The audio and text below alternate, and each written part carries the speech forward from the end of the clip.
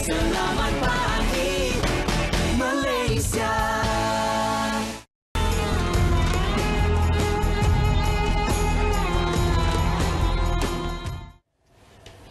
شهر رمضان الذي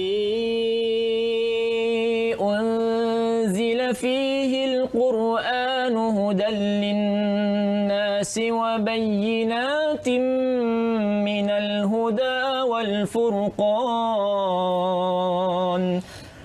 فمن شهد منكم الشهر فليصم ومن كان مريضا أو على سفر فعدة من أيام أخر يريد الله بكم اليسر ولا يريد بكم العسر ولتكملوا العدة ولتكبروا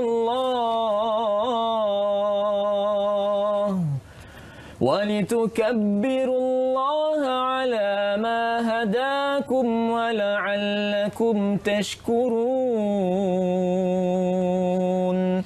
وإذا سألك عبادي عني فإني قريب أجيب دعوة الداع إذا دعان فليستجيبوا لي وليؤمنوا بي لعلهم يرشدون.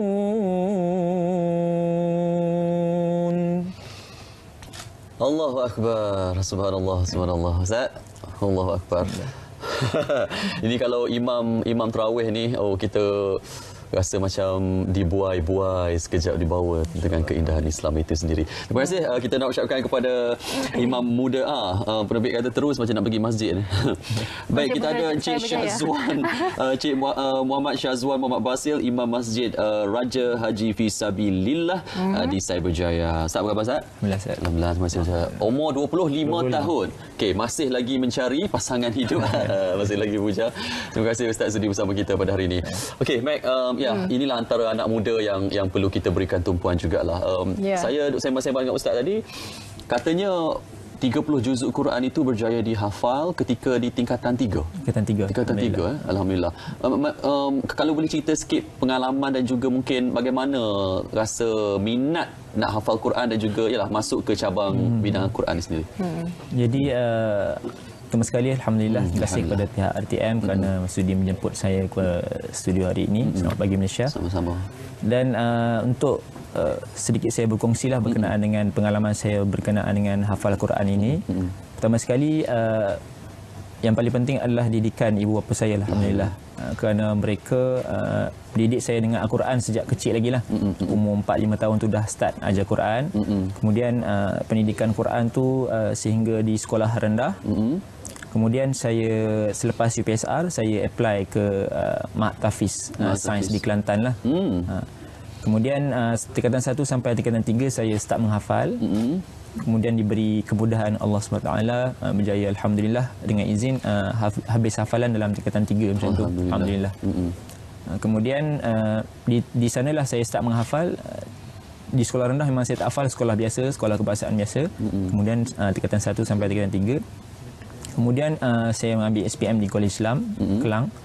Selepas SPM saya teruskan pelajaran ke Darul Quran Jakim. Darul Quran Jakim. Situ pun ada tahfiz yang mengambil sijil tahfiz Malaysia lah. Berapa tahun di Darul Quran? Setahun setengah. Saya buat sijilan. Kemudian baru sekarang ni saya ke Cyberjaya University College sambung dalam bidang perubatan.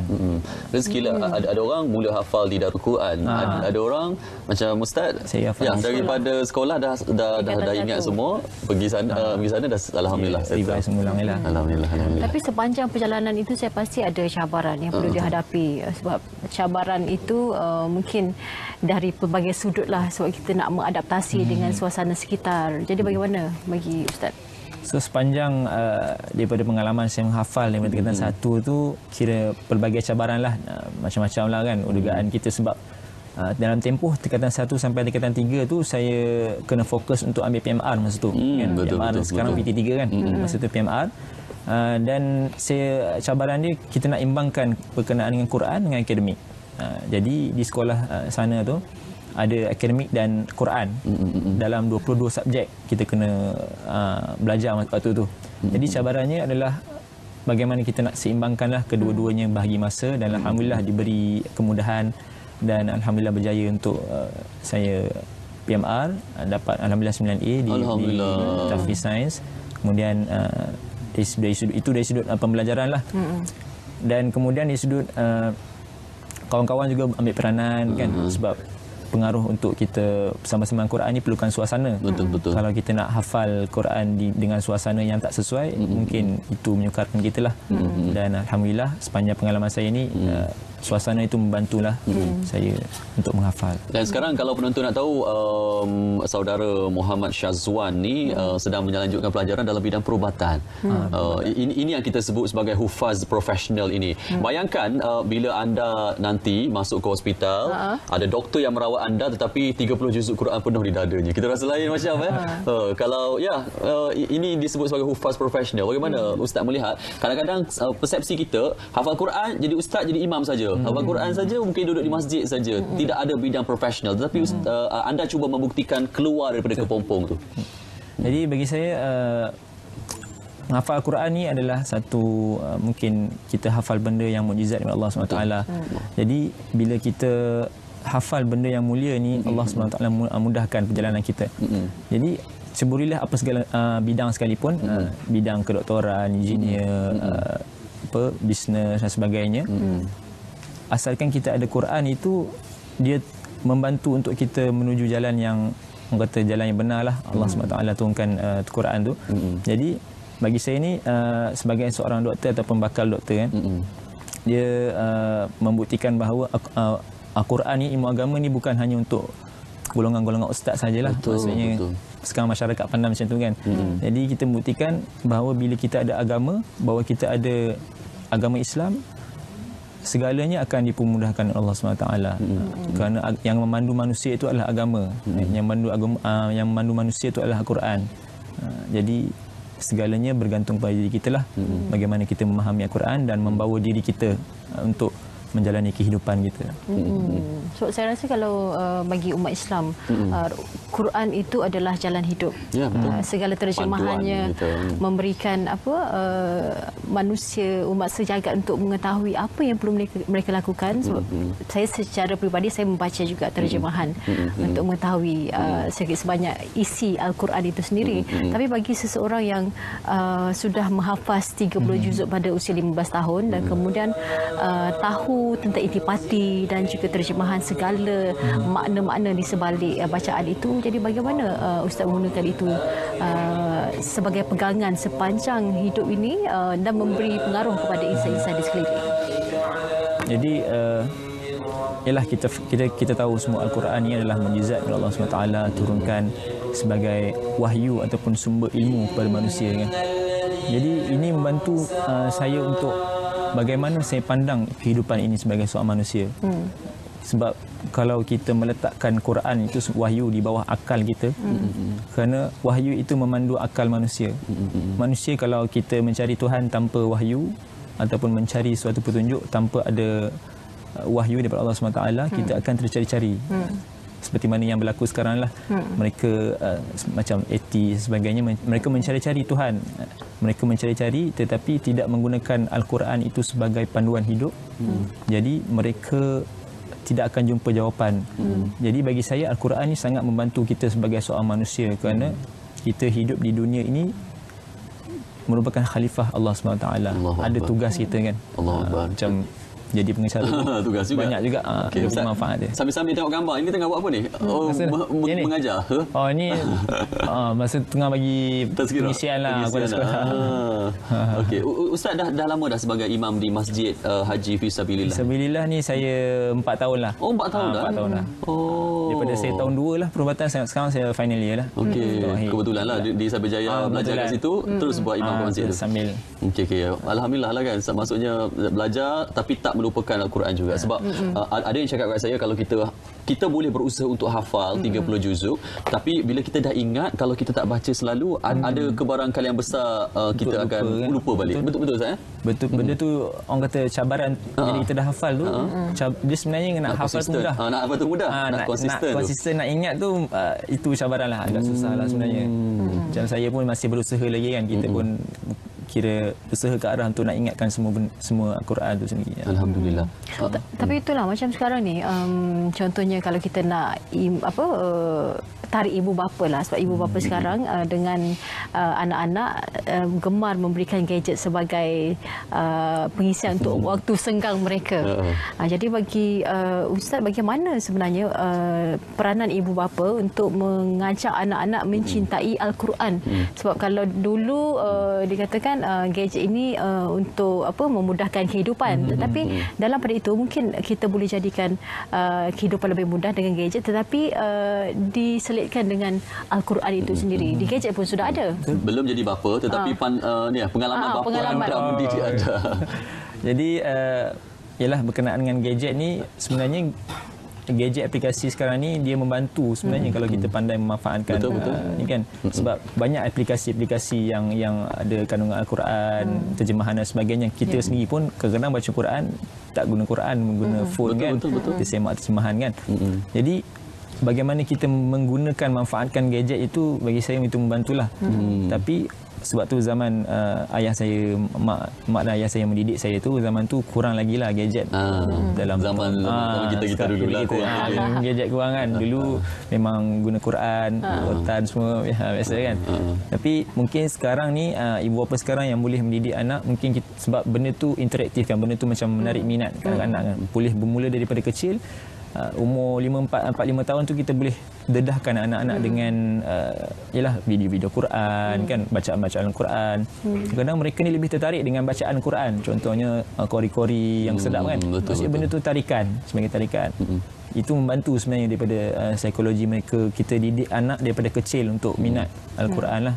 Betul. Kalau tak nak mereka hafal pun, dengarkan mereka dengan Al-Quran dulu. Lama-lama akan timbul minat. Okey, saya nak minta bantu kami ataupun bagi sedikit tips lah. Sebab saya dimaklumkan hufaz-hufaz ni, mereka yang hafal, kalau mereka bersekolah tahfiz ataupun Darul Quran, ada teknik-teknik sebenarnya untuk kita hafal. Maksudnya kalau kita fikir secara logiknya, nak hafal 30 juzuk ni bukan satu perkara yang mudah. Tapi Ustaz dapat realisasi dalam masa 3 tahun sebagai contoh. Apa teknik-teknik yang mungkin kita boleh bagi kepada semua? Teknik ni pertama sekali dia berbeza mengikut orang lah kan. Macam saya, teknik saya masing-masing, teknik masing-masing lah kan. Macam saya, kalau ni personally lah, saya berkongsi bagaimana saya menghafal. Dalam satu muka surat tu ada dalam 15 baris. 15 baris Quran. So sebelum saya start hafal, saya pastikan semua tu saya lancarkan. Saya ulang dalam 40 kali lah untuk permulaan. Lancarkan dalam 40 kali dulu. Baca tengoklah. Tengok 40 kali ulang je. Lepas tu kemudian kita mungkin dah ingat tak sikit, saya bagikan 2. 15 contohnya jadi 15 baris, 7 itulah kan. So saya start hafal by setengah-setengah macam tu. Okey, maksudnya dah ingat complete satu muka surat, baru move to another page macam tu. Belum, habis baca 40 kali, kemudian baru start hafal separuh-separuh. Okey, lepas ingat separuh-separuh tu, lepas tu saya gabungkan, lepas tu hafal lah. Ingat semua, baru pergi ke page berikutnya. Next page. Itu permulaan lah saya buat macam tu kan, permulaan. Sebab mula agak sukar sedikit bila dah selalunya, bila dah biasa kita kurangkan ke 20 kali, 10 kali, lepas tu kemudian jadi laju-laju kan. Okey, pengalaman jadi imam solat tarawih. Biasalah kalau buat 20 tu, nak baca tu struggle juga kan. Ada ke mungkin pernah terlupa ke kejadian yang tidak diingini? Pengalaman selama menjadi imam tarawih ni memang ada lah kan, benda-benda ayat yang mungkin kita tersalah dan sebagainya. Tapi ini sebab saya dah jadi imam tarawih ni sudah hampir 4 tahun lah. 4 tahun lah.